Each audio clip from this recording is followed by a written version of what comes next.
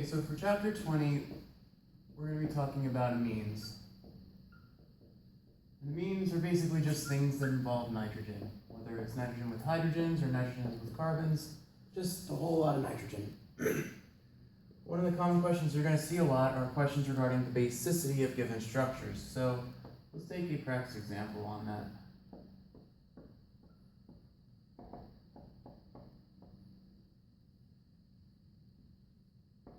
We've got a nitrogen with two benzenes attached. We've got a nitrogen with two ethyls attached. And we've got a nitrogen that is in an aromatic ring. And we're asked which of these structures is most basic and least basic. So let's first start by defining what a base does. A base is something with electrons that goes out and grabs a proton. So if this was NH2, for example, or we'll say that's NH3, NH3 would grab that proton and become NH4 positive, its conjugate base. Or sorry, its conjugate acid.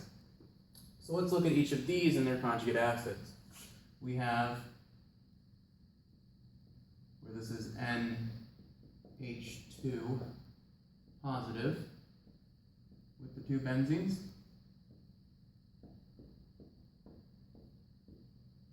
We have, again, another NH2, again, positive. And then we have, in this case, just one H on the nitrogen. But still positive, because in all three cases, the nitrogen has to give up its lone pair to get that proton. Now let's look at these conjugate acids and ask which one is most stable or least stable. So, to start off, let's consider this one right here. This nitrogen has a lone pair on it, just like all the others, but there's something special about this lone pair. That lone pair is in resonance with the benzene rings. It can resonate down like this and into the ring, and it can resonate into that ring also. So giving up that lone pair when you protonate it is pretty bad, because now it can't resonate anymore. You've lost your resonance. So we know this isn't fairly basic because it'll never want to get that proton. So it's not very basic.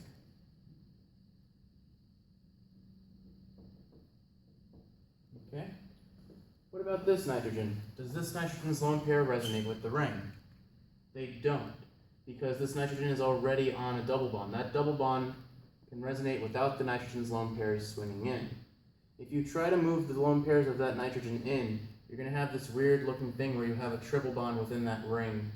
And in general, that's not a good deal. That's not a good thing to have, so it's not going to happen. So we know that this one is okay to give up its lone pair, and at the very least we know that this is more basic than 1. So more basic. This is 1, 2, and 3. We know that at the very least 3 is more basic than 1. But how does it compare to 2? Well, to answer that question, I'm going to go back to an old trend from Orgo 1. We used to say we have sp hybridized orbitals, sp2 hybridized orbitals, and sp3. And our trend was sp hybridized orbitals are the most acidic, sp3 are the most basic. If I compare these two structures, 1 and 3, well, 3, the nitrogen isn't sp2 hybridized nitrogen because it has one bond, a second from the double bond, and the lone pair, so sp1p2. This nitrogen, as we drew it, looks sp3 because we have a lone pair 1, 2 bonds to the benzene, so 2, 3, and then a hydrogen, a fourth bond, so sp1p2, p3. But because that nitrogen resonates with the benzene, it has a resonance structure that looks like this, N positive double bond. And now that when that resonance happens, that nitrogen is sp2 hybridized because the double bond only counts once. So 1, 2, 3, sp1p2. And for all intents and purposes, we consider it sp2 for that reason. On the other hand, 2 never has any resonance. Those lone pairs can't move anywhere. And so this will always be sp3 hybridized because lone pair, bond, bond, and hydrogen. So sp1, p2, p3. And going based on this trend, we know sp3 is the most basic. So for this question, 2 is the most basic, 1 is the least basic. In general, nitrogens that can't resonate, that are sp3 hybridized and only sp3 hybridized, are very, very basic. So let's take that concept and now put it in a couple different examples. Let's say I have a benzene ring, and we'll draw a couple of these. I have a benzene ring with NH2 on it, and a methyl benzene with NH2 and an OCH3,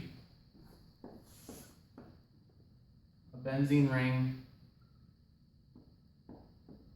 with NH2 and then a carbonyl, and then a benzene, and then just a six-membered ring, not a benzene ring, with NH2. And ask which of these is the most basic, or rank them in order of increasing basicity. So we have structure 1, 2, 3, 4.